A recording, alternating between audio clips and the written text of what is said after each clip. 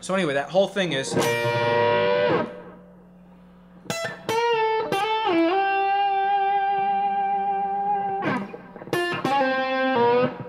And another thing I want to talk about, this whole thing, after he does that first double stop bend kind of thing, he tucks his pick in his finger here, in his first finger, and then he plays everything else is plucked with his fingers. So this first note is plucked with his middle finger.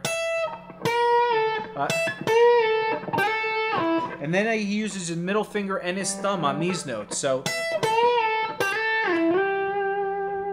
same thing here. And all that, what that does is it gives it a different tonality and a different feel. One, it allows you to really pluck the strings. It's very much a country thing to do, but a lot of rock fusion kind of guys do this. And it just gives you a different feel and sound, and it's really cool. And just experiment it. We're going to do a lesson eventually on chicken picking and how to get different sounds out of different phrases. But anyway, so after that part,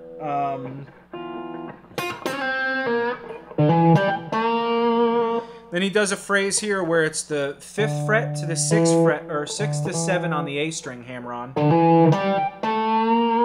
Then the 5th to the 7 on the D string, and he bends that up a half step, and he bends that up right away to a half step. So it's not. And again, just the little subtleties that just Guthrie tends a lot of times to go directly to notes. So even when he slides, it's he's going right to it instead of just a slow slide. Not all the time, but most of the time. Anyway, so this phrase, then he slides down to the 5th fret on the A string. So he bends that up a half step on the 7th fret, bends down, but you barely hear it, and then he does this really cool bend. This is what I was saying in the intro of the video, that I love these kind of bends, and it's hard to do, especially down here on the heavier strings, but he's masterful at this. What he does is he bends this note up on the 5th fret a step and a half. So he bends this note to this note. So it's... So he goes... And what that's doing is, that's getting from this note, because he bends up to that, slides down to this, and bends back up to it. So it's... Then it gives him this really long slide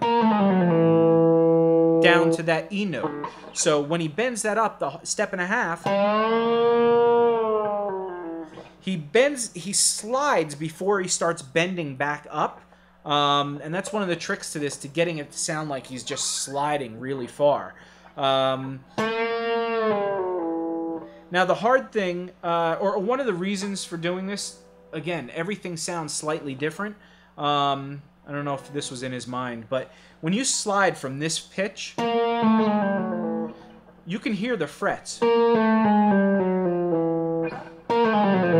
You hear this kind of thing. Now, when you bend half of that, you don't hear that. And the typical way of doing this would be, again, bending that, bending down, and then sliding down, and then you'd hear those notes. But what he does, again, he bends that down. He doesn't bend down until he slides part of the way down. So, and you get this really cool sound, especially when you do it fast. So it's...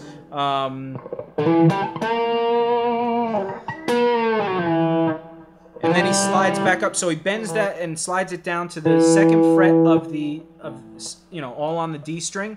Then he slides right back up to that 5th fret of the D string. And then he holds that note for a few seconds. And then he brings that back up to the 7th fret of the D string and bends up that half step again real quick. So that whole thing is...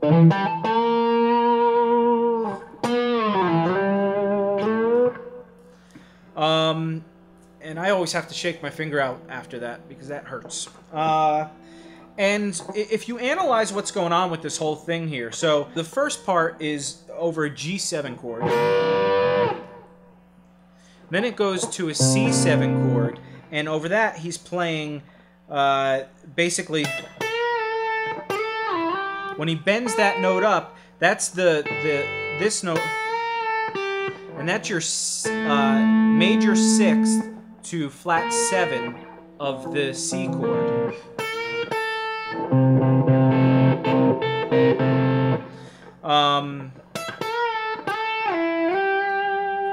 And then when he does that slide there, it's basically you're going from your major third to your fifth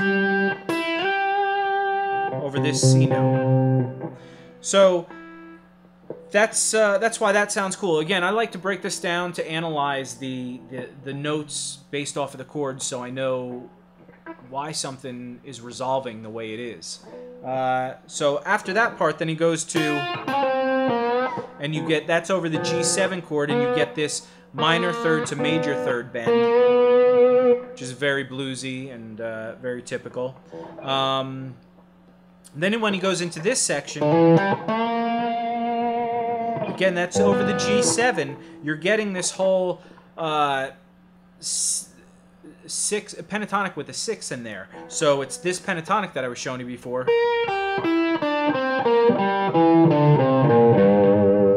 So it's replacing this note with this note and replacing that note with that note. And so this note up here, the second one he hammers on, is that 6th. And then he bends up from the second to the minor third of a G7. And again, that's just showing you what's why these tonalities are working over this chord. Anyway, then he gets into this section that's really cool, and this begins at the part where it goes to the C7.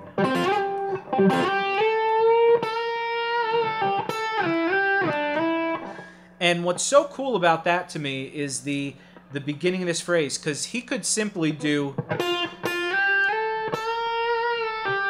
but instead he starts out with this chordal kind of thing, which is, and it sounds very slide-ish to me, because it's like having a slide ring across multiple strings, but the way it's done, it doesn't ring out like a chord. It's when those first two notes are only briefly strummed, and then it lands on that note.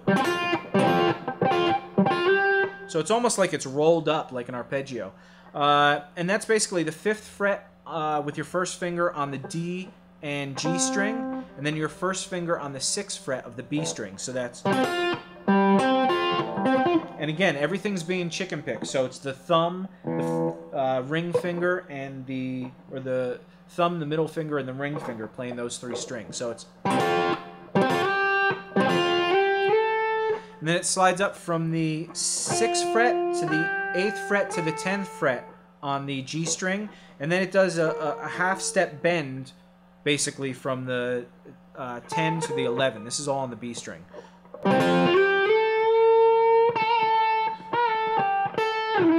And then it does like a little trill of a half-step bend back up and down on that 10th fret.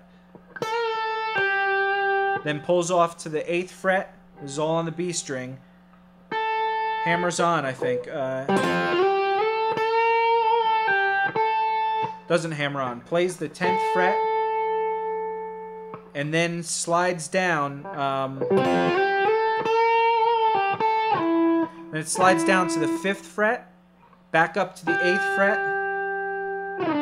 Back down to the 3rd fret.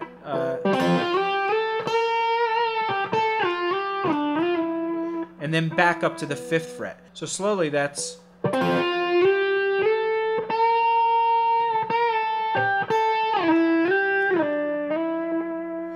Then it slides down on the G string from the 3rd fret to the 2nd fret, and it bends up a half step. and then it releases to an open string. So it's then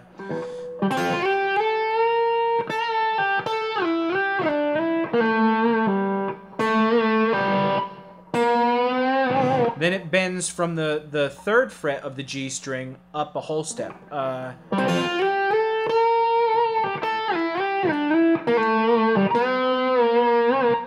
It goes up a whole step, then back down, and then it does a half step bend where it goes from here to here. So it's a whole step, then a half step bend. So the whole thing is.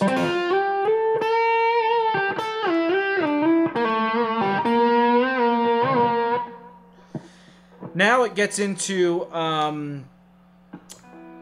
the really cool bend that I thought, again, it's kind of similar to the bend that we had over here where he's bending up a step and a half, because he does the same thing. He bends up a step and a half here,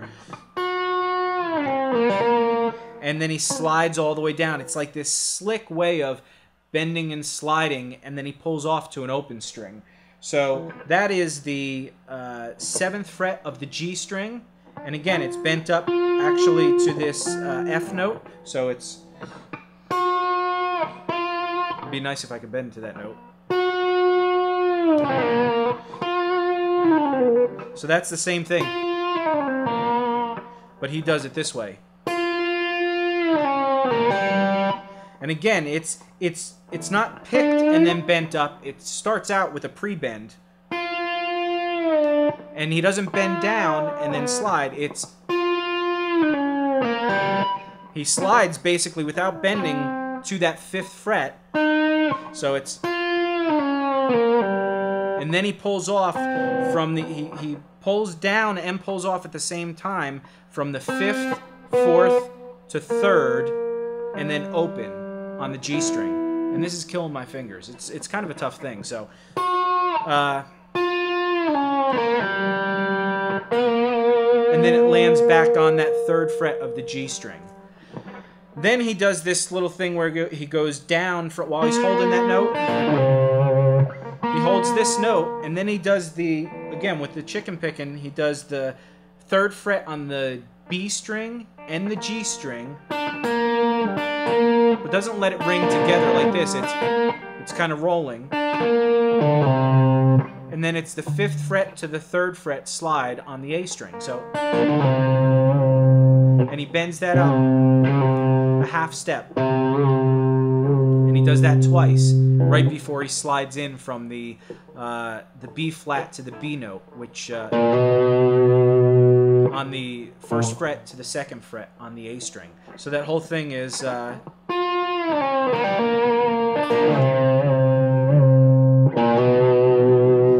the reason why that kind of works is again, he's when he slides into that note, that's that G7 chord, and he's just sliding into the major 3rd.